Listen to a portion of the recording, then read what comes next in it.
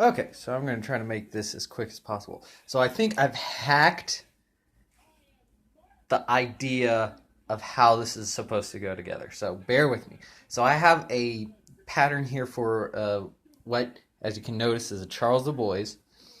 Um, this was the most blown up section of the pattern. So this is based off a pattern that fitted me, and then I just enlarged it. So if I have anybody who's wanting me to make one of these, I can add on, to the seam allowance just by tracing on it in the cut following the lines I made.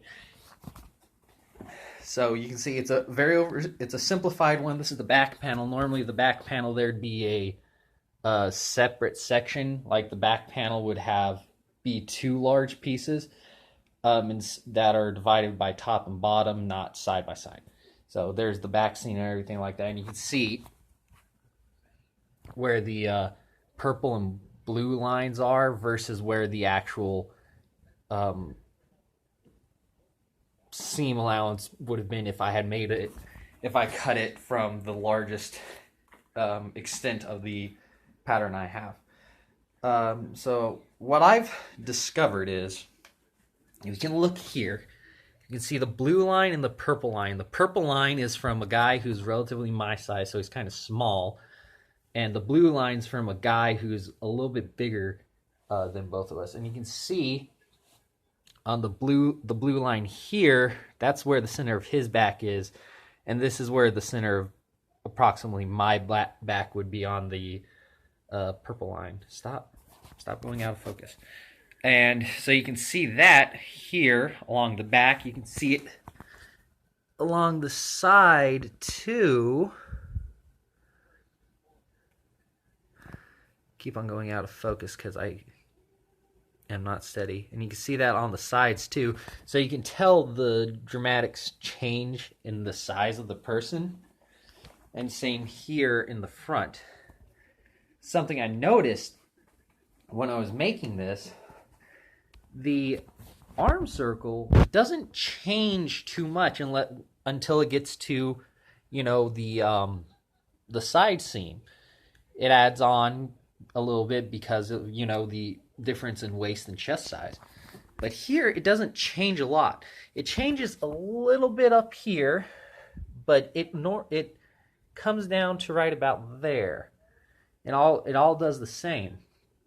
And you can see here on the arm, it's affected somewhat similarly. So the purple line represents approximately what my arm length is, based on, because me and the other client have about the same body proportions, versus the blue line, which represents my other client who's slightly more robust than we are. And you can tell the difference. But here, I just went on the furthest possible line going here that I could attach with still having material to attach to on both of their things. So aside from the measurement from this inner seam, which is about, so many inches into the chest, to where their elbows are going to be. So while these lines change, this line doesn't change. And these lines don't change as dramatically. So the thing is that I figured out, the length of the arm from where the gussets go don't change in depth. So this is where the shoulder, approximately like where the shoulder point would be, where the angle is before it slopes in towards the elbow. So these shouldn't change in depth. They'll change in width depending on how big the person is in the waist or in the chest, but they won't change in depth. So this makes it incredibly simple to have a pattern for this. Because the hardest thing about the Charles Du Bois that I've discovered is the pattern for the arm is incredibly difficult. The pattern for the body isn't as hard, especially if you can simplify the pattern like I have here. The pattern that gets difficult is adding in the gussets and, you know, the different size. And this epiphany is so big for me is because the thing that frustrates me the most and makes me, like, you know, stop working on a gamson or a pour point is when I screw up the gussets. Because if the gussets don't fit right, then the entire garment is screwed all to hell. So with this discovery, I mean, it may not seem incredibly big to some people, but this changes how I look at this garment entirely. It changes the fact that I don't need to mess with the depth of the arm gussets at all. I mess with the length and the width of the arm slightly, but not the depth of the gussets.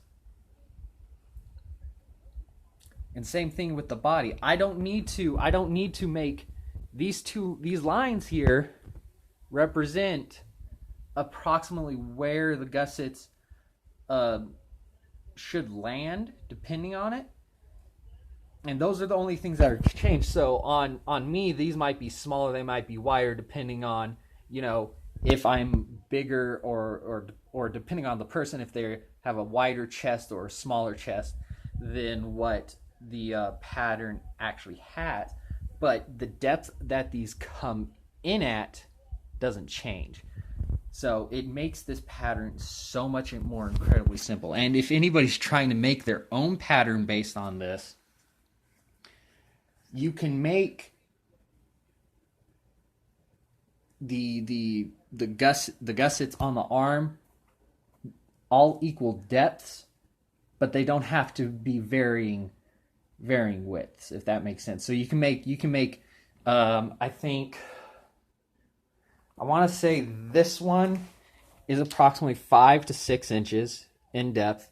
This one's about 4 to 4.5, and these I think are also about 5 to 6, maybe 6.5 inches. So all these, the depth of all of these can stay the same. It's just the width in which they expand to make the arm fit onto the chest is going to be different. If that makes sense at all. I hope this does. I'm going to post this to a few groups, but just a huge epiphany on my part on how this entire thing works. So sorry for my mad scientist style ramble that I had right here, but when I discovered this, I just had to share it. It just makes so much sense now. All the frustration I was feeling earlier was completely unjustified because I was doing it the stupidest way. The arm pattern I am going to change. I am going to do a different arm pattern where I don't have, where it doesn't just come clean like this. It's actually the angle is going to continue up. So that way I have the angle on both sides here. Which will allow me to kind of not have to cut as many pieces of fabric to attach it on. But yeah, no, this is just mind-blowing for me. So yeah, hope you enjoyed. Hope this helps some people figure things out. And yeah.